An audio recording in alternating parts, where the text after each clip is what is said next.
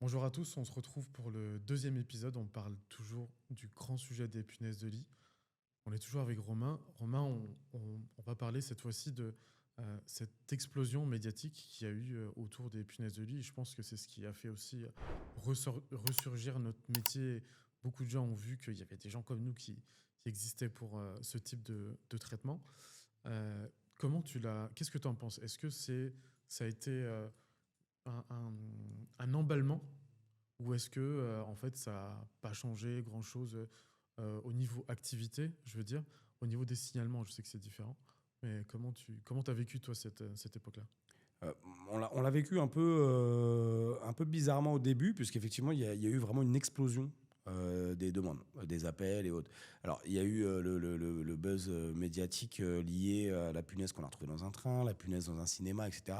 Il y a du bon et du mauvais, puisque du coup, ça a permis à la fois au grand public de découvrir la punaise de lit, Ouais. donc de diaboliser des idées reçues, montrer que ça existe, montrer ce que c'est, comment faire attention, etc. Et puis, bah, du coup, nous mettre en avant aussi pour montrer qu'il y a des gens qui luttent contre ça depuis des années, mais que finalement, il n'y a personne qui connaissait, quoi.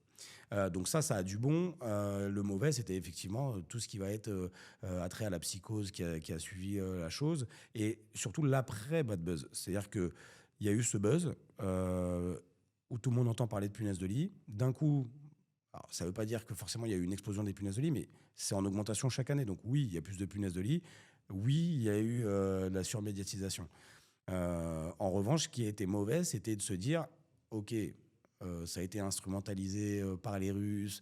Ouais, Euh, ça c'est comme tous les sujets, il y a toujours voilà, il y avait ce truc-là qui a été un peu perturbant pour la suite, puisque les professionnels finalement, et même les particuliers, se sont dit, oui, bon, en fait, les punaises de lit, il n'y en a pas tant que ça. C'est juste les médias qui en parlaient. Et donc, bah, tout le monde a un peu levé la vigilance. Que ce soit les professionnels qui faisaient un peu moins de préventif. Et puis, voilà. Non, alors que le but, notamment de ce buzz aussi, c'était que les gens se disent, bon, effectivement, il y a un peu plus de punaises de lit, il faut faire attention. donc ça a été oui amplifié par les médias, mais est-ce que tu penses qu'il y a plus de punaises de lit comme c'est dit? Oui, moi, enfin, il y a plus. Alors, pas autant que ça a été annoncé à l'époque, mais il y a plus. On le voit, de toute façon. C'est une part grandissante de la population qui est touchée par les punaises de lit. Les premiers qui peuvent témoigner de ça, c'est ceux qui ont eu des punaises de lit. Mm. Parce qu'au début, ils n'en parlent pas. Dès que le problème est résolu, dès On qu'ils en ont connaît plus, toujours quelqu'un qui en a eu autour de soi. voilà. Ouais. Dès qu'ils vont en parler, ah oui, moi aussi j'en ai eu, ah ma soeur, mon père. Et finalement, on se rend compte qu'il y a beaucoup de gens qui en ont eu. Parce que les gens s'en cachent aussi. Ils Quand, s'en euh, cachent, oui. quand tu es impacté, tu t'enfermes un peu chez toi et t'en parles pas trop. Il y a cette clôture un peu sociale où tu veux plus aller chez les gens parce que tu as peur de leur en apporter. Les gens savent que tu en as, ils veulent pas trop que tu viennes. Voilà, c'est ça surtout. C'est que, évidemment, si tu annonces que tu as de la punaise de lit, plus personne veut te voir. Ou alors ça va être en extérieur et à 2 mètres de distance. Et puis surtout, il y a toujours cette idée reçue de l'hygiène. Donc forcément, si tu dis que tu as des punaises, les gens vont dire, ah, non, c'est quelqu'un de pas propre. Donc ça a créé aussi énormément d'opportunisme. J'allais dire opportunité, mais je préfère dire opportunisme. Est-ce que tu constates, toi, est-ce qu'il y a eu un peu des dérives et qui ont pu nuire à l'image de ce qu'on essaye de promouvoir de professionnels sérieux? Évidemment qu'il y en a eu. Alors c'était aussi le côté mauvais de ce bad buzz, hein, c'est il y a eu plein d'opportunistes, donc t'as bien fait de dire opportunisme, qui sont mis à créer des sociétés, à voilà, se mettre beaucoup en avant pour finalement pas faire grand-chose, pour surfer sur la peur Mm. des gens. Nous, c'est toujours Ouais. quelque chose qu'on s'est refusé de faire, parce que oui, ça peut faire peur, mais nous, on est là pour vous rassurer et endosser le problème à votre place. Mais il y en a qui vont jouer sur la peur, donc la moindre piqûre de moustique, ah oui, là, il faut faire un traitement, il faut. Et hop là. Et c'est pas ceux qui vont te faire un traitement à 300 euros. Ça va être plutôt cher. Et donc, on a eu ces gens qui ont profité de la surmédiatisation. Et derrière, et ils ont eu raison de le faire, hein, les journalistes qui ont fait des reportages sur ces mauvaises sociétés, mais qui n'ont pas assez fait de reportages sur les bonnes sociétés, je trouve. Et donc, ça a un peu nuit au métier 3D.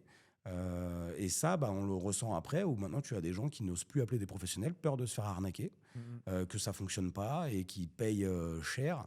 Alors que maintenant, voilà, on voit que le marché il s'est voilà, rétracté un petit peu. On n'est plus sur des tarifs classiques. Et surtout, il y a toujours plus ou moins un système de garantie. Effectivement, des fois, en 2 passages, on traite le problème et des fois, on doit réintervenir. Et même nous, alors qu'on est censé s'appeler punaise expert, mais voilà, chaque infestation est différente, quoi. Qu'est-ce que tu pourrais dire à une personne qui a un début d'infestation de punaise de lit, qui est en panique, qui ressent de l'anxiété et qui a besoin d'un prestataire, que ce soit de la détection ou du traitement? Qu'est-ce qu'elle doit faire en premier lieu? Bah, se renseigner. Elle doit se renseigner. Alors maintenant, bah, il y a l'IA maintenant, donc elle peut déjà se renseigner sur l'IA. Attention, l'IA ne dit pas que des vérités, mais elle doit se renseigner au premier lieu bah, sur Internet, avant de prendre toute mauvaise décision. Si la punaise est là, de toute façon, elle est déjà là. Donc ça sert à rien de se précipiter. Renseignez-vous. Ça peut vous prendre 2 3 heures à appeler plusieurs sociétés, à prendre différents À devis, comparer. comparer, voilà. Et puis bon, alors c'est sûr que quand on s'y connaît pas, on va avoir des devis de différents prix, différentes méthodes, etc. Mais une fois que vous avez ces devis-là, vous vous renseignez sur la société. Et puis après, voilà, vous faites un choix. Mais le tout, c'est d'échanger. Et il ne faut pas choisir comme ça, en 3 clics sur Internet, quelqu'un qui va intervenir, surtout quelqu'un qui va vous dire ah, j'interviens tout de suite. Ouais, ça, c'est Et intervention dans les 2 heures ou 3 heures.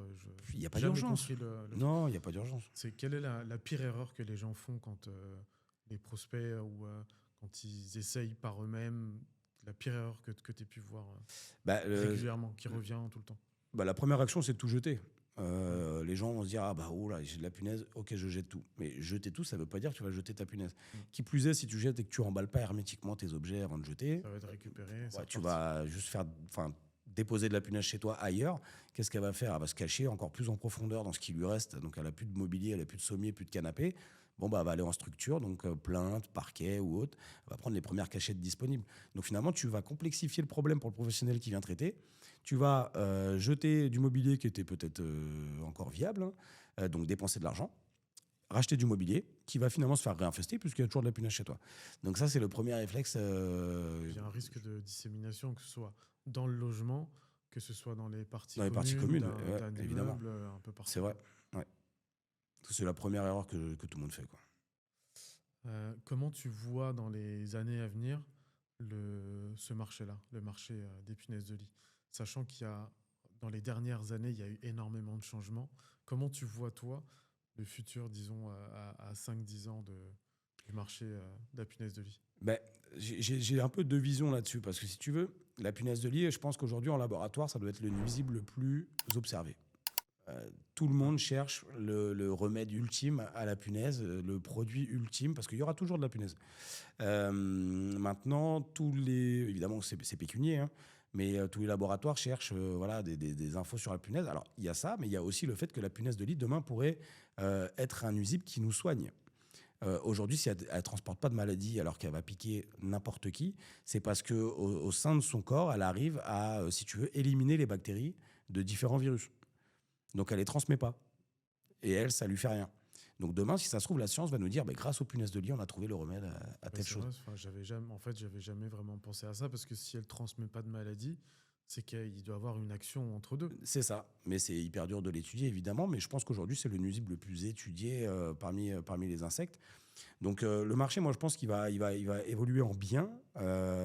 On a une formation, enfin une profession maintenant qui se forme de mieux en mieux. On le voit, hein, au sein des différents syndicats, au sein des différents aussi organismes de formation. Donc je pense que on va améliorer notre métier, même si on nous met un peu des bâtons dans les roues au travers de toutes les nouvelles réglementations. On n'a plus le droit de faire ci, plus le droit de faire ça. On a les produits qui sont de moins en moins forts. Maintenant, il va falloir de plus en plus cibler, faire moins de traitements de volume, un peu comme les chasseurs. Donc ça, c'était un confrère, donc Vincent Ergen, qui disait ça comme phrase. C'est que les chasseurs, quand ils chassent, ils visent. Ils tirent pas au hasard dans la forêt. Ils savent ce qu'ils visent et du coup, ils le trouvent avant de tirer, quoi. Donc nous, ce métier doit aller vers là. Merci beaucoup, Romain. On a appris beaucoup de choses. J'ai appris beaucoup de choses moi aussi, en espérant que cet Je vous en épisode prie. ait beaucoup plu, que vous avez appris beaucoup de choses. Aujourd'hui, on s'est beaucoup posé la question de comment traiter et beaucoup moins de où traiter. Et il y a des solutions incroyables pour ça. La détection canine, on va en parler dans le détail dans le prochain épisode. Merci beaucoup. N'hésitez pas à vous abonner. N'hésitez pas à nous suivre et à suivre tous les autres épisodes qui ont déjà été produits. À bientôt.